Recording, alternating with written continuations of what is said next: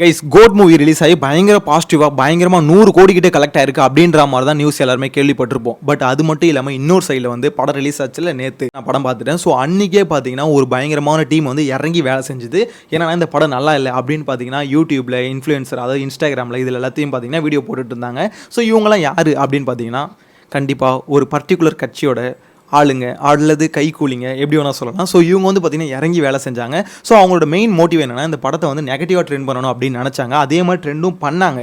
But அது வேலைக்காச்சா அப்படின்னு கேட்டிங்கன்னா வேலைக்கு ஆகலை. ஏன்னா படம் வந்து பார்த்தீங்கன்னா சீரியஸ்லி நல்லா இருக்குது. ஏன்னா இதில் நிறைய விஷயத்தை வந்து வெங்கட் பிரபு கவர் பண்ணி வச்சிருக்காரு. என்னன்னா படம் ஃபுல்லாகவே நிறைய ட்விஸ்ட் வச்சிருக்காரு.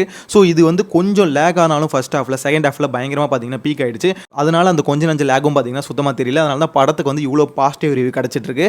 அது மட்டும் இல்லாமல் இதில் வந்து பார்த்தீங்கன்னா அஜித் ஃபேன்ஸையும் வெங்கட் பிரபு கவர் பண்ணியிருக்காரு, சிவகார்த்திகேயன் ஃபேன்ஸையும் கவர் பண்ணியிருக்காரு. அது மட்டும் இல்லாமல் மெயினாக MS தோனி அவரோட ஃபேன்ஸ் எல்லாரையும் பார்த்தீங்கன்னா கவர் பண்ணியிருக்காரு. ஏன்னா தேட்டரில் MS தோனி வர அந்த சீன்லாம் இருக்குல்ல, அதை பார்க்கும்போது பிளாஸ்ட்டு ஆக்சுவலாக அந்த மாதிரி ஒரு ஆறாங்க. அந்த கிரவுண்டில் இருக்க ஒரு வைப் வந்து பார்த்தீங்கன்னா ஒவ்வொரு தேட்டர்லையுமே வரும். நீங்கள் இது வரைக்கும் படம் பார்க்கலாம், படத்தை போய் தேட்டரில் பாருங்கள். ஏன்னா அந்த ஃபீல் வந்து பார்த்தீங்கன்னா பயங்கரமாக இருந்தது. ஸோ நான் பார்த்ததுனால சொல்கிறேன், நீங்களும் போய் பார்த்து என்ஜாய் பண்ணுங்கள். ஸோ இந்த மாதிரி ஒரு பாசிட்டிவாக இருக்க படத்தை வந்து என்ன தான் பெய்டு அதாவது கைக்கூலிங்கில் வச்சு நெகட்டிவாக ட்ரெண்ட் பண்ணாலுமே அது வேலைக்காகாமல் போயிடுச்சு. ஏன்னா ஃபஸ்ட்டே எல்லாம் பயங்கரமாக இறங்கி வேலை செஞ்சாங்க, இந்த மாதிரி நெகட்டிவாக ட்ரெண்ட் பண்ணிட்டு இருந்தாங்க படத்தை.